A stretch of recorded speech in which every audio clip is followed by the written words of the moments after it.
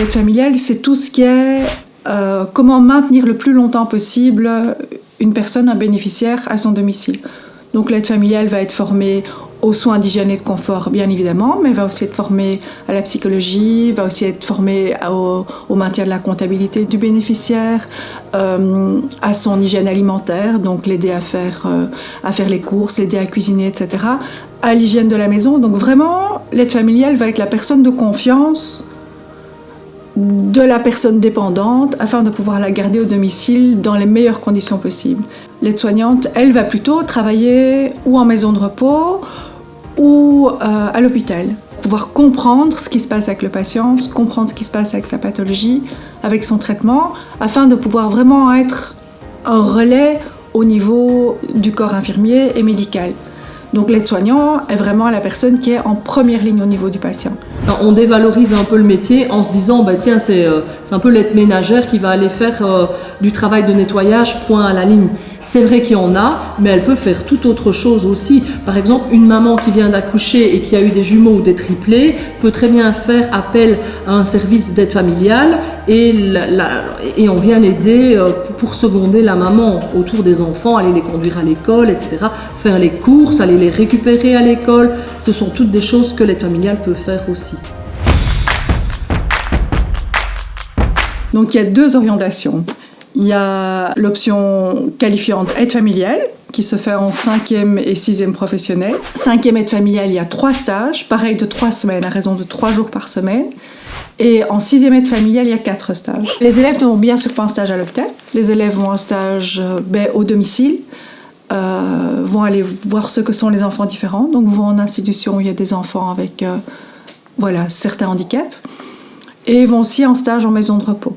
Après la 6e, les élèves ont leur qualification, donc leur diplôme d'aide familiale, ont leur fin de réto, mais n'ont pas de CESS. Alors après ça, les élèves peuvent, si ils ou elles le désirent, continuer vers la 7e professionnelle, qui cette année-là mène à une qualification d'aide-soignante. Donc les élèves qui sortent de 7e ont le diplôme aide familiale, la fin de 6e, le CESS et la qualification aide-soignante. Les élèves en 7e font 5 stages.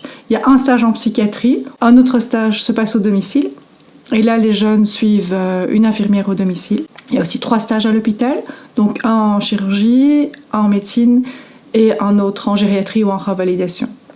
Tous ces stages sont supervisés, sauf pour le domicile malheureusement, mais là les élèves sont en duo tout le temps avec une infirmière. On a beaucoup de chance en 7e de fonctionner avec différents hôpitaux.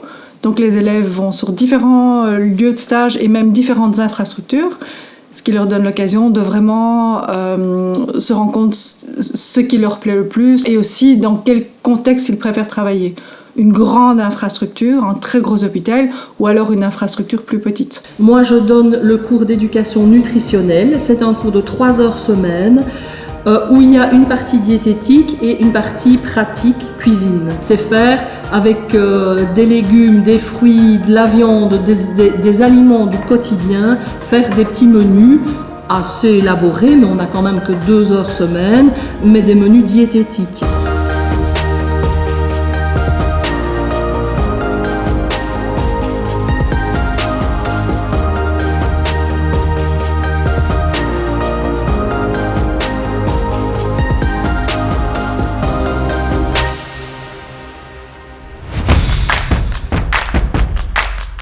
En tout cas, il faut avoir l'élan vers les gens.